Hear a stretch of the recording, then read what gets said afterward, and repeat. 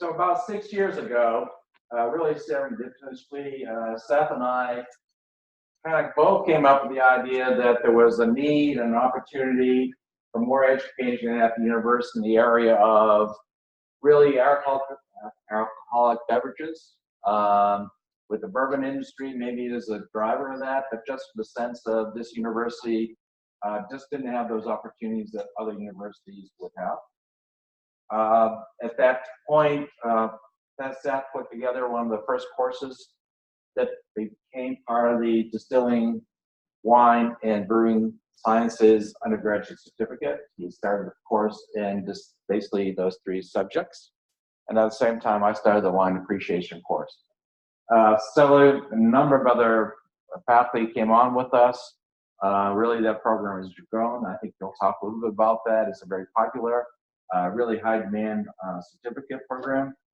And really, I think all of that is part of what led to really the establishment of the James B. Beam Institute. So Seth is director of both the certificate program and also the institute. So he's going to bring us up to date with some of the developments from the institute and other things I think today. So Seth, thank you. Thank you so much, Mike.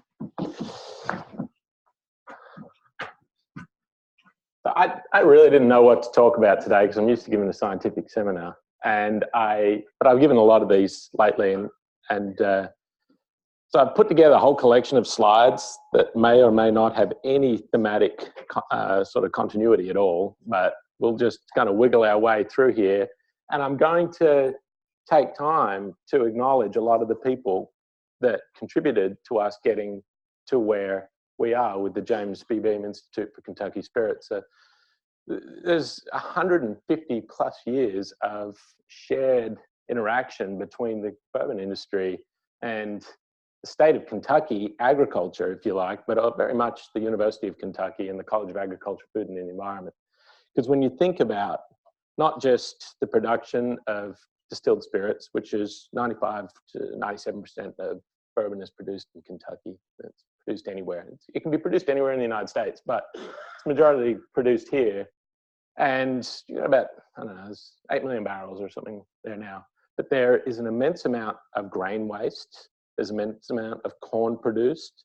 And there's an immense amount of interaction between those corn producers and the livestock producers who are utilizing that spent grains that has really created a lot of the synergy that we see represented across the state and between the livestock industry and their ability to use spent grains in the wintertime when there's not abundant grass growing and the amount of corn that's produced. And so when we made this interaction with the industry, it was much more of an acknowledgement of that shared history and a partnership, if you like, and I guess a little bit of a portal, I like to think of it, like a tube running into the university. Because what we kept on finding as we started these classes, we'd hear from a lot of industry members that, hey, I've been really looking for someone who studies ventilation. And within a couple of calls, you could find that person. But there really wasn't an open invitation into the university for this industry, which represents billions and billions of dollars for the economy. It's a top 5 driver of economic growth in the state. So you didn't really have this entryway into the university. And we have the extension service that really represents many of our industries in the state related to agriculture. But the bourbon industry really didn't have that same avenue to interact with the university. And I learned a lot from talking to the extension service and just understanding that service-driven mentality about being responsive to practical problems that could, a lot of the time, aren't at the very cutting edge of a certain fold in a protein or a methylation event, but they're way back behind that, and they might just be a practical solution, but it's often an interdisciplinary response that is needed, and the university has some of those answers. So when we went through this process, it's really what I'll present to you today, and some of the numbers and one of the intentions to grow are really an invitation to us all, I guess, to enter into a bit more of a collaboration with our state industries.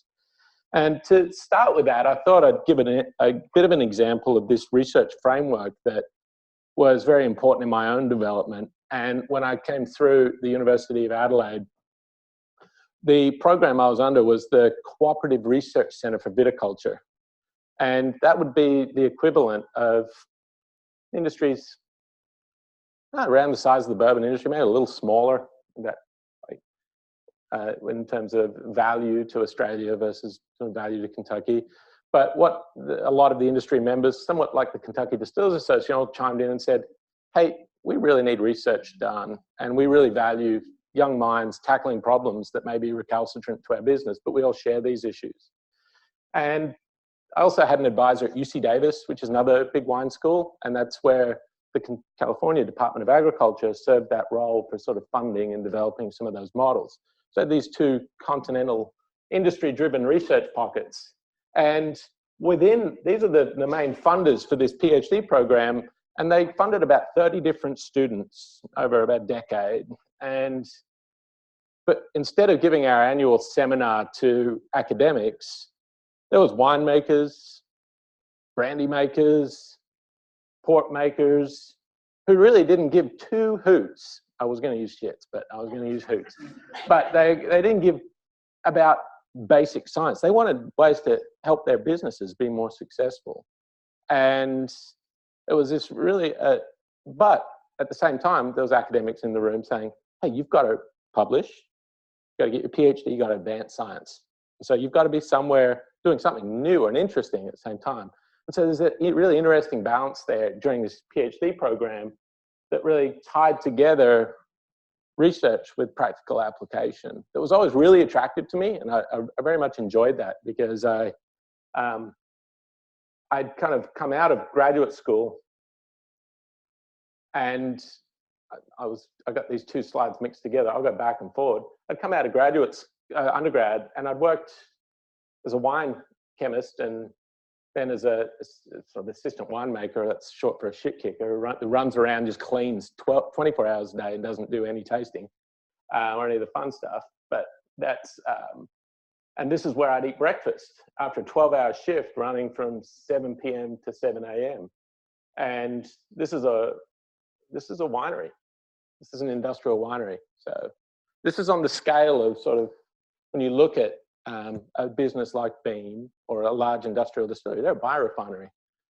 Industrial winemaking is a biorefinery. And you see here, these are all individual fermenters with that white wrap on the outside is a cooling tank that allows them to drop down to 4 degrees Celsius and drop out precipitate tartaric acid, and which is very important to stopping little crystals forming in your bottle and making you think, something's wrong with my wine. But the idea here is that all these were running almost batch to batch, 24/7. As soon as the first grapes came in, for about 6 months of the year, you'd be trying to run juice through there, and the place would more or less shut down. So I would make $36 an hour for 12 hours, 7 days a week for that period of time. And then I'd bugger off wherever I wanted to and go surfing, because I had plenty of money in my bank and I was pretty young and dumb. So I had this was an incredible opportunity, but that also sparked an interest in some of the problems that could come up and some of the sheer scale of the industry. And I think that's something really interesting when this photo kind of represents the wine version of what's in our backyard here. It's very, very big distilleries. You don't care where you go in the world. You look on the shelf in your hotel, you're at a conference, there's going to be Jim Beam there. There's going to be a series of brands, and there's going to be Kentucky Bourbon there. So you look at the global map, there's very few hot spots where there's just a really representative industry, and Kentucky is one of those. It certainly was in Australia, and that's why on my first visit to Wild Turkey in 2008, when I was coming here under Dwayne Ingram, who's in the back there, the person at Wild Turkey grabbed me by the arm and said, "Come with me, son, you're our best customer." So apparently Australians drank more Wild Turkey than anyone in the whole world at the time. So but it's certainly a global beverage. I did my PhD on tartaric acid. One of my best friends from graduate school. Nickname is Pongo, but he's an excellent winemaker. And he's holding there a tub of tartaric acid.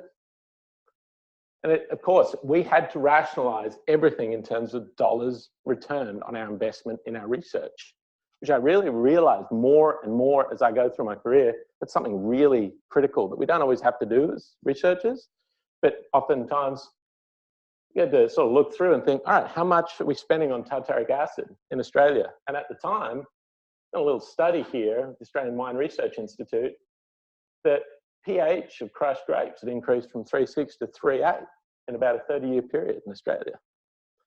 I mean, that's almost a little bit of an indicator of climate change. But at the time, it was like, hey, you've got to add more tartaric acid because you want that pH range down, I don't know, 3.2 to 3.4 for a lot of reds, and 3.2 and 2.8 to 3.2 for whites. So you're dumping tartaric acid in as an exogenous addition in order to bring that pH down. You got to spend a lot of money on that as a winery. So 30, 40 million bucks a year is worth throwing a student at, right? So there was this mutual tie-in and saying, hey, this is a problem we're experiencing in the industry. We'll fund this to try to come up with some solutions. I could waffle on about tartaric acid for a long time because I spent a lot of years working on it. But I really wanted to acknowledge that when I came here and gave my, I don't know, it was my interview seminar, and I looked out and there's George Wagner, and he did his PhD on tartaric acid with Frank Lois, who was an absolute legendary plant biochemist from University of Washington, about 30 years before me. And I'd cited all his work, and his work was just the seminal work. And so I was so happy to be coming, and when I was invited to come and work here, to come and work with George and be able to be with the second generation of tartaric acid researchers. I think there was only 2 of us in about that 30 years, but let's not go into that. He was really happy that someone cited his work after 30 years. Just kidding, there was a lot of cites.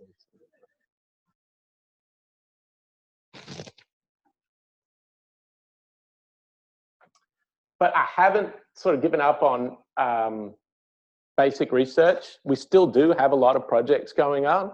And I wanted to bring this up because I kind of looked through, I was like, what have I been up to? And I grabbed this little slide and I realized in the time you're at the university, this is about 10 years of work, but there's about $70 million of extramurally funded projects here. I mean, that's not all coming to me, or I would be having a larger team, but we have projects working on a range of sort of more of different projects, like the lodging project related to corn and sorghum, or we have hops projects, we have genome of the oak, we have a new project working on smart manufacturing that we'll be looking to make hires in, and looking at making biopolymers for smart manufacturing.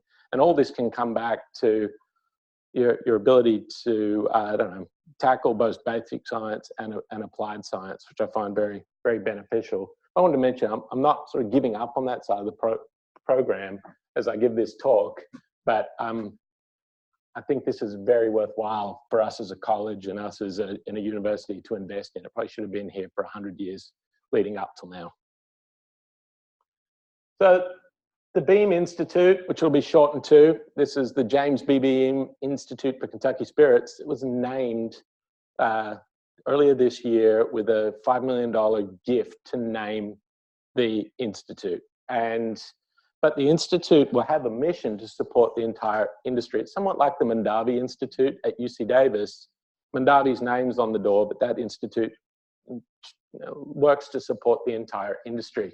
So what I want you to sort of get from today is sort of an overview of the Spirits Institute, opportunities for workforce development, how you might either come into contact with students who are coming into UK, looking to advance their careers in this way, or looking to build programs or classes yourself, outreach, and the Signature State product. And I'm going to highlight some people in the audience who've been really seminal to some of those activities.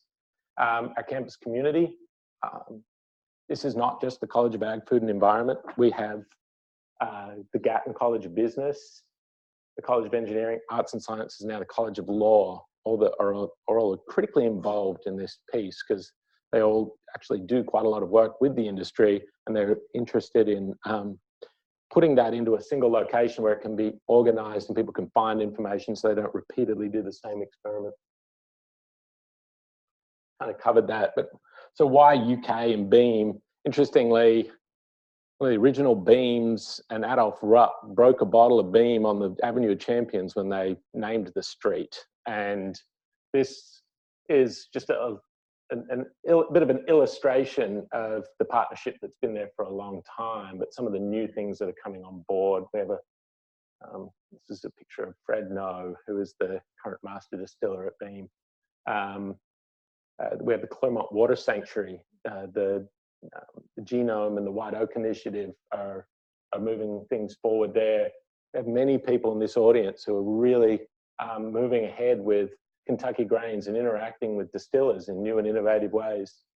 Barrel recovery statistics and working on a supply of white oak and a range of internships.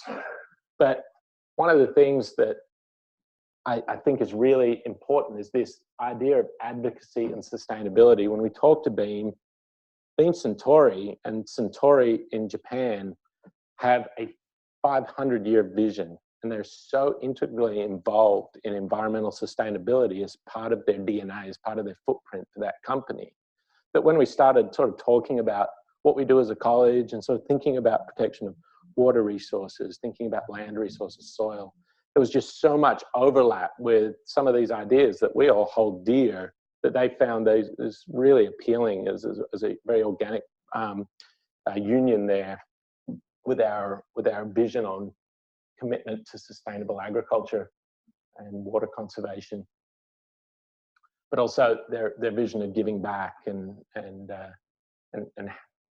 also hiring from within Kentucky. So as Mike mentioned, this started when I was given tenure, I guess, and then I said, Rick, you can have the PLS 220 class back. And no offense to PLS 220 if anyone took that. It's a really rigorous class on botany, and I enjoyed taking it.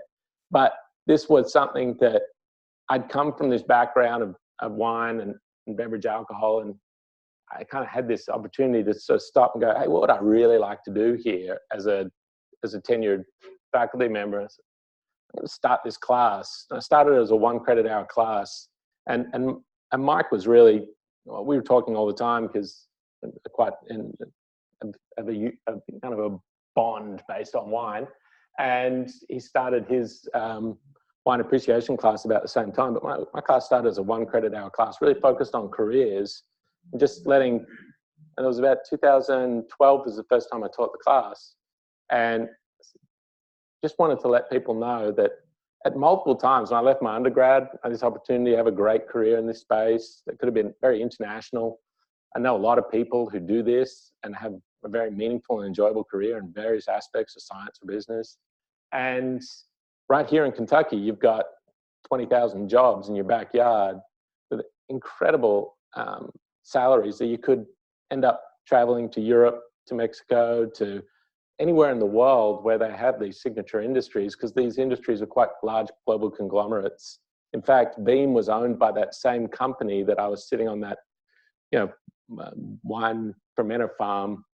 At the same time, Constellation Brands own both of those huge brands. So a lot of the time, these are quite linked companies and linked industries, and there's a lot of common vocabulary and learned information. So this certificate and this foundation in Kentucky Bourbon could carry them beyond Kentucky if they wanted to travel and that sort of thing. So there's this kind of idea that, hey, we should really focus on careers. But then immediately the students wanted to know more. And so I think within 2 years, it was a 3 credit hour class with a lab. And we were hacking away at doing yeast counts in the lab and trying to cycle everybody through. And that's continued to grow now into a series of classes that touch on not just the College of Agriculture, but most of campus. And to give you some idea of how it's grown, I think there was, between Mike and I's class, we might have had 50 students in that first year. And there's it's at least 550 students that's taking at least one 3-credit hour class in the array of new classes we developed for the certificate in 2019. And there's about 58 that are actually enrolled in the certificate that are graduating. This is how this works. Usually don't enroll until you're in your junior or senior year, maybe your senior year, and you just tell the registrar's office that you want to get the certificate as well. So that's why there's such a large discrepancy between the number of students taking it and the number of students actually getting the certificate. And there's a lot of students just taking it for general interest. But you can see it's really popular. And we're developing new classes. We've just added the College of Law and international relations. International laws and state laws are a huge barrier to moving between states, unlike some commodities which are regulated across the entire, sort of federally, across all different states. State laws determine whether or not you're going to be able to sell to a distributor, sell direct to a company, or consumer with beverage alcohol. So state laws are extremely complicated for beverage alcohol. The bigger heritage producers, no worries, they got that sorted out. But for the about 70 or so craft distillers in the state, there is an incredible incredible challenge there at wading through a lot of that regulatory garbage, and it usually takes 3 to 6 months and tens of thousands of dollars before they work out that distributorship piece. And so we're trying to create a course there that people can come in and take and sort of shortcut some of that. And then we're going online, which is, actually, I think this is kind of cool. This will be a large poster in the Louisville airport. It's going up next week, and we'll be fully online. And I'd like to acknowledge Victoria Pook, who is a graduate of the PhD program in entomology and has really led the charge to pushing the entire program online, working with all the faculty members to incorporate the material into these online delivery mechanisms is no small task. And that is something that we are facing more and more as faculty and as students, is how you learn and interact with information online. I know the University of Adelaide, where I was a grad student, and you buy a chemistry class which had 500 students in it. When I was there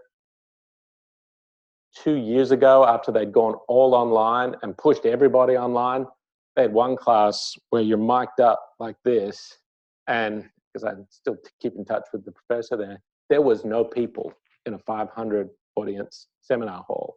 Everyone was online or in their jammies at home watching it, who knows, but no one was there. And so while everyone's paying for that course and interacting with that material, you're lecturing to an empty hall.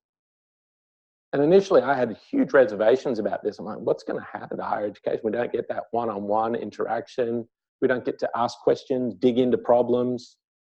But what I've realized in putting a lot of the material online with Victoria and understanding how it's delivered, how it's proctored, and how you can actually deliver an immense amount of content and have a lot of interactivity, it's not something where you're just going to go to Wikipedia and learn that information.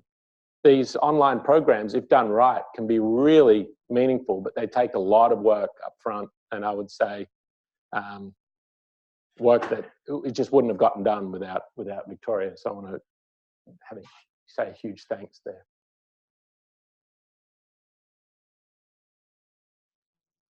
So we had 28, and we hid the online program this year. So it actually, you really couldn't find it on the UK website. It wasn't advertised. But now it's going to be in the Louisville airport, and just about everyone's going to have it coming through on their email and spam everywhere in the world, which is kind of evil. But they're going to be thinking, I need to do the online program at UK. We're expecting that to go from 28 to around the size of the face-to-face program in the next couple of years. I think that's our expectation. Workforce development has been really solid. I mean, like I said, we have 58 students graduating the certificate in 2019 currently. half of them forget until the very last minute, just before the registrar's office is going to shut. And then they say, oh, sheesh, I didn't know I had to tell somebody. It's actually a real pain in the ass to do, because you can't just tell your advisor to register you. You have to go call Jamie Dunn, who finds the Jamie Dunn in engineering, and then she tells you how you're going to register with the registrar's office. So for any advisors out there, it's not just as easy as you just logging in and requesting them to get the certificate. It's kind of a pain, so I've had to sort this out a lot more than 58 times. But Buffalo Trace are taking about 15 students a year from the program into their internship program. Beam are taking about 15 students a year into their internship program. So out of that 58, we're really only graduating about 30 up till now. And I'm sort of seeing the numbers tick up a little bit. But there's half the graduating population. Some of the students might think they want to do it, but don't really want to do it, might not make that cut. I think that happens to all of us. We try something and we don't really want to do it. So we're really just with 2 companies interning, and they don't want to train someone else's employees. They're very clear about that. When we hire an intern, we're going to hire them. We're going to offer them a job. We don't want to train them for the next year and invest a lot of money in their internship programs and non-trivial and then not hire them. So they're interested in training people who they're going to hire. That doesn't leave a lot left over for our 76 wineries, a couple dozen breweries, and the other folks. So we need to increase these numbers. We're not meeting demand at the moment. And so our goal is to try to do that, hopefully with some of the online versions. So Nick and Dylan are both been hired by Buffalo Trace. These are just examples. Ben came through a few years ago, and he is now at Michter's, and with a famous name like Beam, and he is a great grandson. He obviously has a foot in the door, but he's also incredibly professional, hardworking. He would drive hours every day to get here and get home, and so I was super impressed with a lot of the students who have come from already working in distilleries to come and take the certificate, which we've had several of them, and it helped them upskill or finish their degrees and still maintain their jobs. Stephanie was one of our first. She's now left Bullet and works for Jets Creed, but she's a master distiller. And so we've done a lot of this just with our classes on the ground. We have I guess a pretty small still too. We have rotovats, that sort of thing. But we realized if we want to run short courses and we want to have a little bit more of a footprint and really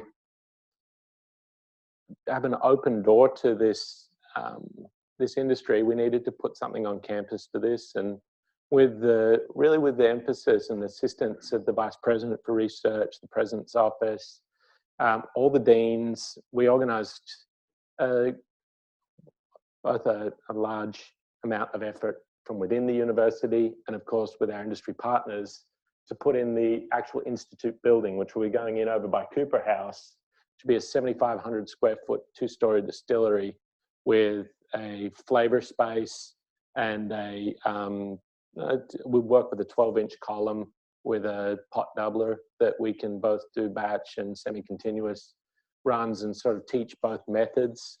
And we've designed a really incredible teaching still with Vendome Stills in Louisville, and sort of had that laid out as the vision and the footprint for out on the Cooper space there. And then adjacent to that, we'll have a maturation facility, which we're working on at the moment. We hope to have a maturation facility that will hold about 600 barrels. And unfortunately, that will only sort of fill a small number of experiments. About 2 vendors will use a lot of that just for their experimental batch space, but we'll expand if we need to, but that's still quite a lot of space, and we'll make it pretty.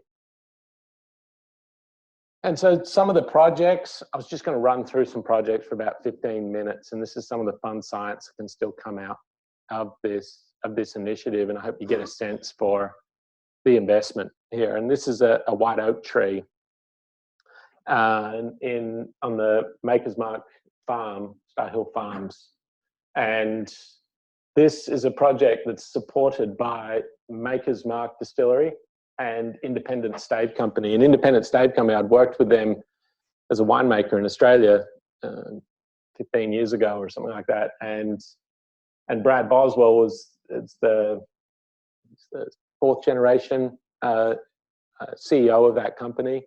And he knew all the people. He knew my boss in Australia. And they're a very global brand. And so when we talked about flavor and oak, and we had a lot of synergy there, where I thought, about time we had a genome sequence for this incredible noble plant. And so we sort of set out, and reasons to do that are protection, of course. We've lost the ash, we've lost the chestnut. If something happened to oak, there'd be a big loss to that industry, and there would also be a big loss to our forest. And so better understanding that species has a lot of altruistic kind of views too, in protection of the forests. But it's a really incredible thing that these industry leaders got behind that, and they could see that really clearly as, hey, we need to protect this. So let's put the investment in here. That's Mark Williams mooning the cameraman here. He's halfway up this tree collecting leaves for an art show, and this is this magnificent tree. This is a three, at least the Forest Service expert on oak from Indiana, his name's Mark Coggeshall. He's a super brilliant guy. He's about to retire, and he came to this tree with me, and he estimated it's 500 years old. And so this is 300 to 500 year old tree. It's huge. It's 46 inches in diameter, and it's just such a gorgeous tree. I don't know if you get that way about trees when you're sort of around a magnificent tree, but this is a magnificent specimen. And you can just see that, I mean, it occupies half an acre with the canopy, and just a real foundational species for that piece of land, that forest there. It's seen forests grow up around it, fall, grow again and down. I mean, it's just wow. And that's going to be the reference genome tree. So that's on Maker's Mark Farm. They're going to do a lot to protect it and work with it and sort of advertise it. This is Rob Samuels, the 7th generation distiller for Maker's Mark. And we're up here at Mark Coggeshall's experiment from 35, 40 years ago when he first got hired by the Forest Service. This is the experiments we do now, and we're sort of thinking long term. This is what we do in the College of Ag. They put this experiment in where they collected acorns, a big acorn year, from Minnesota to Mississippi. And every different location in between, they planted them on this little plantation, blocked design. And what we could see here is this natural variation in oak when it's all planted in one location. And that again reinforced that idea that just like corn, just like tomato, we're looking at a tree with adaptable traits. We really need a genome. And so I think you can follow where we're going with that. Jeff Stringer has done an incredible job with the White Oak Initiative. It's a non-research bound entity to protect oak in the forests. And he's garnered a lot of resources behind this. And I'd like to give a huge nod to him and the College of Ag to this White Oak Initiative. And this we're sort of linked in with the White Oak Initiative, and the Beam Institute are quite tightly linked. Anyway, kind of made that point already.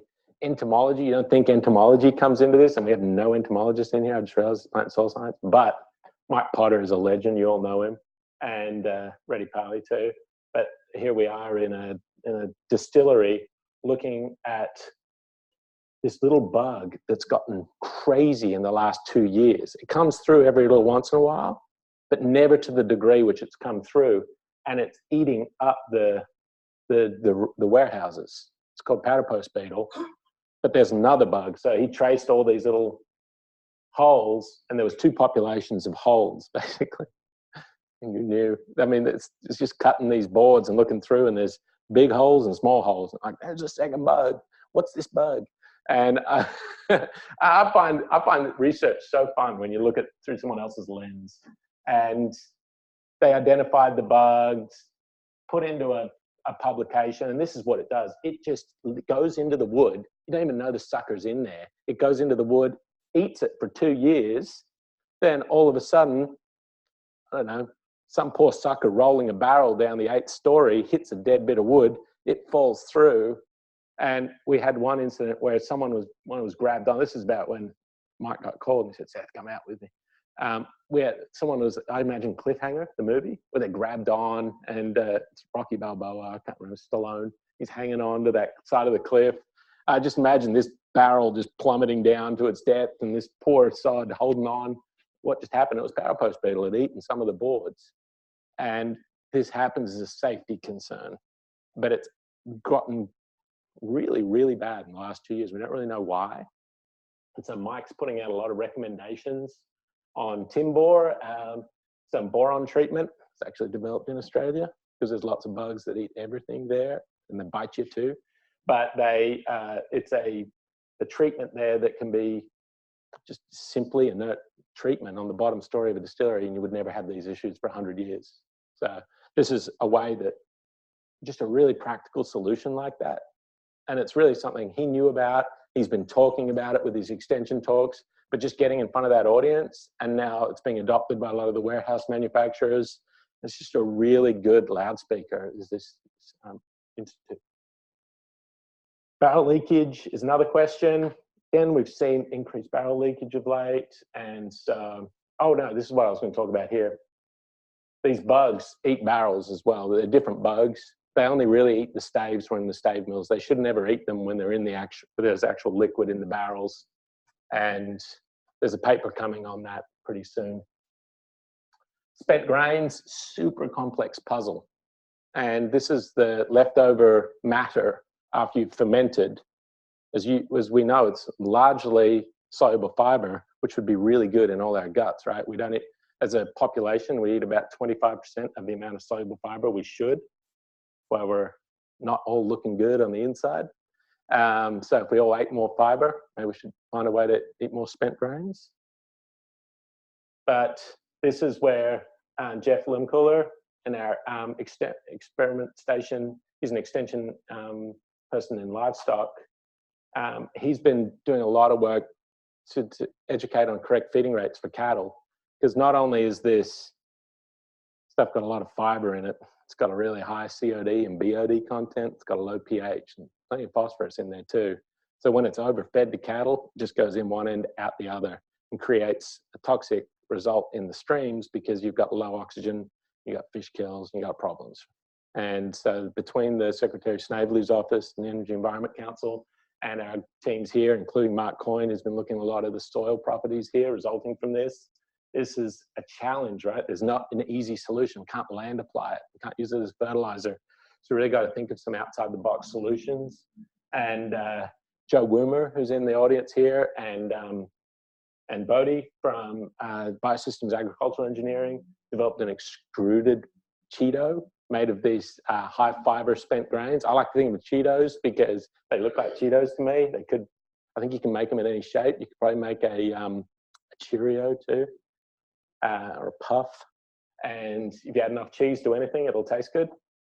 They certainly didn't taste that great when I snuck one, but they're pretty bland, as you can imagine. When I don't know if anyone eats All Brand. It's extremely bland. But anyway, that's one solution. We've got another group that has bought some intellectual property. They came in and they were actually one of the first sponsors, research sponsors of the Institute, and they sponsored research that the university had patented on making activated carbons from spent grains. They make incredibly high surface area activated carbons for water filtration. There's a company commercializing that technology. But overall, whether it's membrane filtration is another really active area of research for dealing with these spent grains. There's a ton of, it's going to be a range of solutions based on scalability and whether or not you can not have to spend too much money getting rid of them. And so there's still an active area of research. If anyone has any ideas here, I know there's a lot of companies interested in funding projects in this space. This, I think, is another thing I'm really excited about, and this is Chad, Dave Van Sanford, Hannah, the whole team in Plant and Soil Science who's really led this charge between sort of no grains, no bourbon, and looking at not just grains for flavor and creating useful options for farmers who might want to produce rye or produce wheat or barley for our distilled spirits industry. They're also looking at cover cropping, soil quality, and maintenance of the environment at the same time. And so there's not only this piece where you get innovation, but you get the chance to educate people and bring people together around big problems like protecting our soils. And so I've been really, really excited to be able to kind of go along, see some of these things, and go along to listen to the distillers, and I'm just excited to keep working with these guys. Some of the other things we're doing in the lab, and this is work coming out of Jared Gollihue, who is just about to graduate with his PhD, and has helped a lot with teaching and is doing an experimental gin right now as we speak, is this idea of what's going on in a bourbon barrel and where the flavor is coming from, and could that be increased through optimization of the design of the barrel. And here you see, he's going to be giving this talk in a few weeks, so I'm not going to throw everything out there. I'm just going to go through some highlights. He had to kind of create a scheme to label a barrel. There's actually not that much research on bourbon barrels. Then he had to go through and look at all the, not just at, our favorite friends, cellulose, lignin, and hemicellulose, but also the lactones and a whole range of other sort of smaller flavor compounds that are really important to come out of oak. So the main difference between French and American oak is the presence of whiskey lactone, which in the middle of your flavor profile gives you a sweet coconutty note. That's quite delicious in a bourbon, but if you put an American white oak barrel with wine in it, it sits right in the middle of your tasting profile. So you put the wine in your mouth and you suck it in and you taste it, you'll get that fruit up front, but then you'll get a big whack of coconut and sort of grassiness, a little sweetness, and you're into the details of the finish after that. You've missed a lot of what could be possible in that wine. So a lot of winemakers choose French oak because it lacks that dominant whiskey lactone note. It's considered more gentle, more nuanced, and voila, you get $1,000 for a French oak barrel. You get about $150 for an American white oak barrel. So might want to figure out a way to get rid of that lactone if we want to make more money on the barrels, right? But anyway, this is lignin. I'm going to whip through this because I don't want to keep you here all afternoon. It's hard to measure. It's hard to study. Spent a lot of time looking at it. We did on those different layers. This is the charred layer, just behind the charred layer, and then where the whiskey moves to inside of that oak barrel. I'm going to show you this little guy here. See this little line right here? It's called the red line. We call it the brown line too, but it's kind of called the red line. It's oxidized phenolics that sort of form this little zone. It's kind of what we figured out. There's oxygen coming from one side. Remember, it's porous. There's oxygen moving in. It's cut all the way through. This thing penetrates the entire stave. And then you've got liquid coming through. Liquid under pressure. Well, quite a lot of pressure. So you've got, and you've got a bunch of metals sitting in that wood. So you've got this reactive site for chemistry. You've got acids, aldehydes. You've got the acidity, aldehydes, temperature, can form esters chemically. So you've got this ability to have this as a little reaction site here. And what Jared found when he looked through these is you can sort of see these subtle variations throughout the 0 to 17 years of experiments that we did. We dumped barrels starting at 0 years, a brand new barrel, right through to about 17-year-old aged whiskey, and looked at the lignin decomposition in different areas. And Jared found some very interesting trends related to age over time. And after 17 years, you were pulling out more of those big vanilla compounds or benzaldehydes or the sort of things that would be very, very important flavor drivers. And as a general trend, compounds arising from charring were identified. Compounds arising from maturation were identified. In general, aging, you get more esters. And so we explored a little bit of what that could mean in the real world, and we will for the next I don't know, 4 to 10 years, however long this experiment takes. But we made these wild modified barrels that we worked with independent stave company to build these. And what there's one that has a lot more surface area on the outside by either grooving or creating little dimples to allow more air to move from the outside. Because all the wine barrels you can buy, they create more surface area on the inside, so you can get more flavor out quickly, which makes a lot of sense. But if it's charred, you're just creating more surface area for filtration, not necessarily flavor deposition. But if oxygen is a really big driver of flavor, then you might, if you doubled the surface area for oxygen to be moving inside, you might get a result. You got to try these things, right? This is totally on a whim, and this is kind of a fun side experiment, but the grooved and golf fold experiments have about a 30% increase in surface area, and the 1 year samples are being analyzed right now, so don't hold your breath.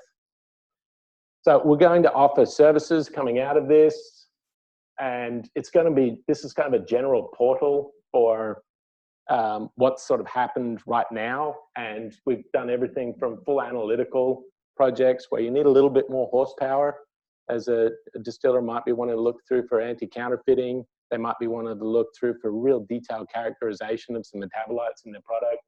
We've got the horsepower through our folks in chemistry to do that. And Bert Lynn really leads that charge.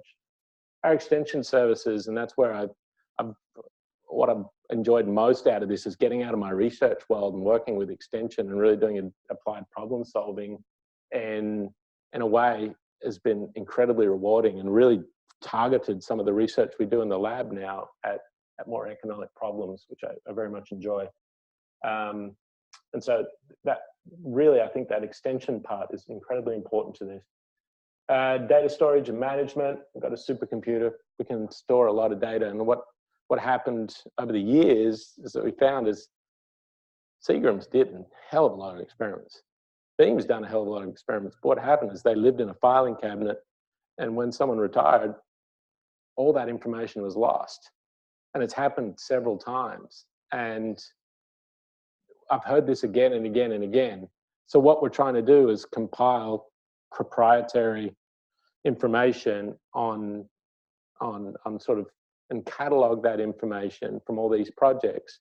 So we build up a little bit more of a real timeline that people can recall and access that information. If anything we're good at universities is storing information. And so working with UK libraries and the computer folks to make sure we offer that service. We've done specialized projects with high tunnels, with the Maker's Mark, with their farm to table project with Hannah and Mark, and I think it's just something that's going to continue to grow as this becomes far more of a food as well as beverage culture surrounding the agritourism and these connections. So a lot of it's just to find the right specialist at UK, make the connection and allow that to develop. We're running all the projects through individual colleges sponsored projects. And we have about a dozen projects now, I don't know, worth a few $1 million. It's not huge compared to sort of NSF, but as we develop more quick runs on the board and as we sort of develop more impact, I think this is an opportunity to sort of work with some of these partners. Proprietary projects are kind of common because no one's going to want to share any information that's going to give someone their proprietary process, strain of yeast, or anything like that. We do have a careers fair and an industry conference coming up on February 27th that I'd love anyone to participate in. And this is super successful last year. We shipped in, bussed in people from all over the state, from all the community colleges and universities. And we had about 300 plus people, students attend that. And a good degree of industry participation, which we hope to increase this year and really expand it out beyond just distillers, looking at cooperages, looking at bottling facilities, all the tentacles that go out from beyond this industry, distributorships that are looking to hire and not finding talent. So we've had a groundbreaking for the Institute, and that will be around training. So this, in the last 30 seconds, I got 5-minute late start, so I'm just going to rabble on here. these people have all been really important. I try to call people out as I go through this, because the way I give this talk, it's really, in many audiences, it's more of an introduction to the university. And I think it's a good way to sort of think about our research too, and a way it can be more target driven on an economic problem. And so that everyone from the presidents and provosts right through to our department chairs here in the College of Ag have been incredibly supportive. And I really wanted to make sure I mentioned Jamie Dunn in, I don't know if any of you, particularly the professors, but also the students probably get to work with Jamie in our college academics office. And she's just a source of all knowledge and helps everybody, and has been really incredible to work with for the undergrad certificate component. And when I mentioned that piece about careers, so something I found really interesting, so the bottling line at Maker's Mark, your annual salary there would be over $70,000 a year doing the bottling line. And so the actual salaries there for employees within the distillery are pretty high. A lot of time these are a little bit more sort of repetitive jobs in a sense, but they move everybody around, they touch different parts of the distillery, and they have a huge piece in agritourism. So everyone's trained in interacting with the public. And so it's much more than just a subtle, I guess, manual labor, but there's a lot of these sort of layers that we haven't really peeled back yet. And how do we train people for those jobs and make sure we're sort of meeting that industry need? Because it's extremely competitive right now with Ford and Toyota really pushing for technical staff, and the salary ranges in those areas are extremely high. And so what we've done is talk to Mike Montross a lot at Biosystems Engineering, and sort of talking about offering more courses on looking at piping and welding, and actually how to fix things and move things around in a distillery environment becomes incredibly important. Some of those very practical skills that we often don't teach enough of. And that's where we're sort of increasing our footprint in that space as we expand into the Beam Institute a little bit. There'll be a space on the back there where Mike's going to advance his shop and really make that a lot more of a teaching space. But anyway, kind of eye-opening, a little bit different. Thank you for your time. I think that's it.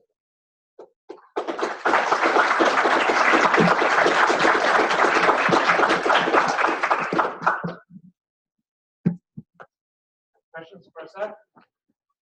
I'm a little bit confused when you say that your certificate program is going entirely online. How do you do online wine tasting for the courses? The certificate will still be offered online. You can get the undergraduate certificate. But if it's all online, how do you do the wine tasting? It's a proprietary method of delivering wine to your audience tables. I can't really talk about it, but I'm going to be really rich soon. It's a good question though. No, it's actually one that has not been resolved at all. Yeah, we're still wrestling with that part. And part of the issue is the sense that it has to be the same course online as it is on campus. And basically impossible. So we're trying to figure out how to get through. But I would say, I don't know if you'd agree with me, I've done several of the sensory online programs, both through Davis and through, Aroma Labs. And you get the kit and you run through all the different flavor options. This is actually, I talked to you about this before, but part of training in the wineries, I had to train to be a teacher of wine appreciation, so professional wine sensory analysis training on PIWT, whatever they called it. But they would run you through days and days of being able to detect certain flavors spiked into a sample, typically flaws or taints. And you would then be able to sit in a panel, detect amounts, and ultimately is what you want to do is be able to pick out, all right, there's some sort of acidity issue here with acetic acid, or we got a problem with sulfur, or jasmine or something like that's coming through, creating a taint, and you can detect it. And so a lot of these kits, and this is where if we do this online program with including sensory, it's almost more like a short course that you cram into a week, and you'd be almost all in. You get the sensory kits, you pay quite a lot for them, and you would get in there. But that's where I get really confused with going all online, because that's going to take so much of Mike's time that it's almost like you said, a patent. It's almost like your intellectual property. It's not just your courses you build, you actually start building stuff. And then there's a big price tag attached to that that's completely not attached to you being there to teach it. And so I've actually had questions from faculty members who said, sure, I can build this. It's going to take me 6 months. And I already got a full-time job. Well, how am I going to be, why should I do this? And it's, I mean, I think, because I work for University of Kentucky, I've got to do this. But that's an excellent question. Where is that cutoff there between developing all that material? Because you could go off and develop that on the weekends. You could sell that course material. You wouldn't have the University of Kentucky stamp on it and maybe the volume going through it. But I don't know, there is those courses out there right now where you can receive this box and you're just snipping and testing and comparing, spiking samples. All right, can I detect 5 milligrams per liter? Can I detect 5 nanograms? And going through it and training yourself and filling out tests on the chemistry and linking the chemistry to the smell. Those are all, a lot of it's actually not consuming alcohol. A lot of it's applied food chemistry and sensory training. The problem is everything you can do in class is shared expense. One person takes sports, all of a sudden you're bearing the full cost of the credit. So yeah, there definitely is some. Yeah, probably double the cost. Yeah, more. 24x. Yeah. So that's a challenging class. It's a good question.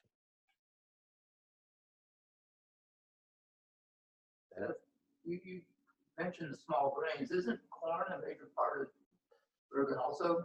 Yeah. Is the quality of the corn, no composition of corn grains? The only real thing is that you want it to be non-GMO if you want to export to Europe, and that's just a bottleneck. No one can. All the producers are doing non-GMO corn, and generally there is, I'd say, I don't know. I'm going on what I've been told by that 300 to 500 acres of Bloody Butcher in the state right now. It's a red corn variety that is being used for target production of bourbons. It's a real red color. It's a heritage and heirloom sort of a variety. It lodges like crazy, but they just pick it up off the ground. And the idea is there that there's imparting a different flavor. And what I have heard that it does impart a different flavor. Different in what way? It's corny. But there's subtle differences there. So, I mean, I think it is pretty remarkable when we went through Chris Morris at Woodford Reserve, the rye tasting, that there's 2 varieties that have been grown side by side, and they made whiskey from both of them, and the flavor was noticeably different, obviously in the bread, but also in the distillate. So it was coming through in the distillate, and that was carrying through in the aged distillate too, which is important, and it's powerful enough to sort of overcome some of those oak characters that are coming through. So is there traits inside corn that impart flavor that go through the distillate? Very much so, yeah. And could that be exploited? Absolutely. There's a side project, soybeans, something else to do.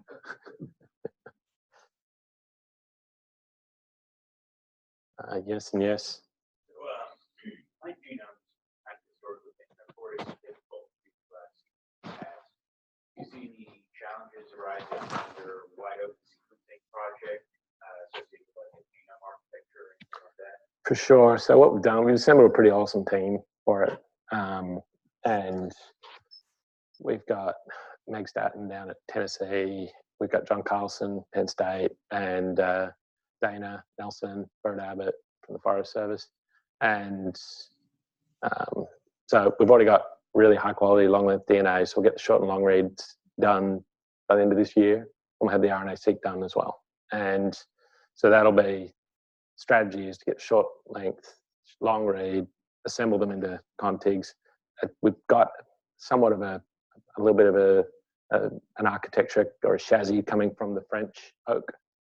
Same number of chromosomes, pretty good overlap there genetically, hybridizable.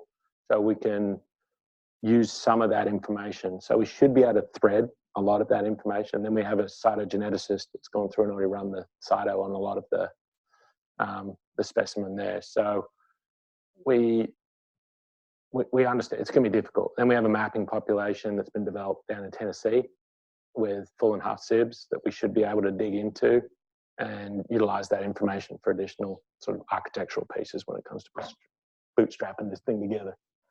Yeah. It's not going to be easy. It's a bear of a challenge, but we've got a couple of years to do it. And so far things are moving along. Chad? Just gonna say, in regards to the question, we've grown corn here for a long, long time. Life story. We haven't grown the malt and barley or the rye. That's why we should say, that's why there's more emphasis on all grains. But all three grains, universally, nothing about how they grow.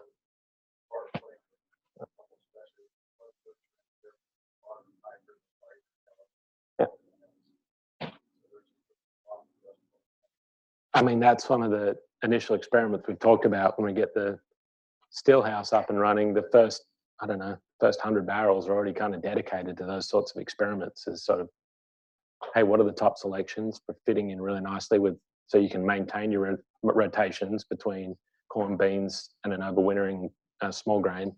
And then how does it influence the distillate? And then start give some of those guidances to the farmers and the distillers at the same time and say, hey, who wants to buy what from who?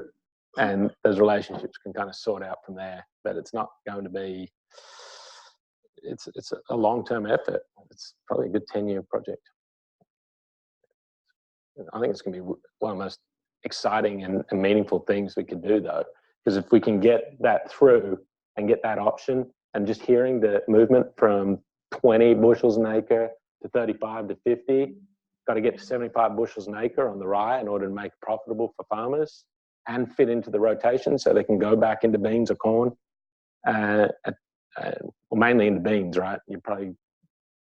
But this is part of the thing that I've really enjoyed learning and sort of understanding those pieces and those challenges, because it's not simple flavor. It's got to fit into making farmers money, or it's dead in the water. So it's sort of some of the things that I really enjoyed learning. Yeah, George. Are there any GM issues with syrup? Very much so. There will never be any GM production unless there's a group in San Francisco making synthetic biology work as a tool there to make interesting wines. Yes, because the main issue there is shipping to countries where GMOs are regulated, and there's just zero tolerance in that food industry to the risk of a negative perception by your consumer. And with other options out there, they won't take that risk. Well, we've gone a little bit over, so why don't we thank Seth?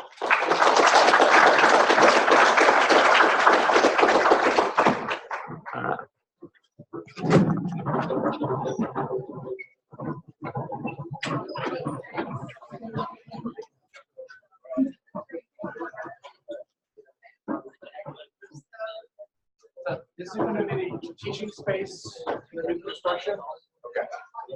I'm building a spot for you. Thanks. Well, nobody's ever mentioned that, so I thought it's going to be sort of a real. We like it. Yeah, Well, so, you can't really expand. no. So in the flavor classroom,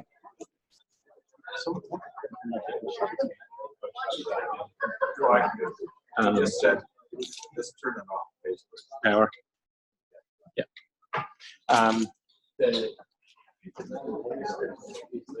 And